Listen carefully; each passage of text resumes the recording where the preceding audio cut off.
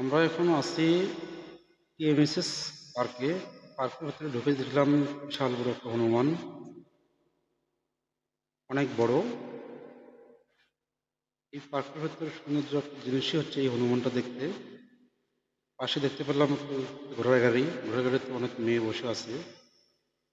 আর এই ঘোড়ার গাড়িতে মানুষ ওঠানামা করে এবং ঘুরে বেড়ায়। পার্কের ভেতর সে পাকা রাস্তা, আবার দেখতে পাচ্ছি আমরা সেই হনুমানটা। সাইড থেকে একটু ভিডিও করে নিলাম, অনেক বড়, দেখতে অনেক সুন্দর। সেজন্য এক মানব দেহের মতন দাঁড়িয়ে আছে।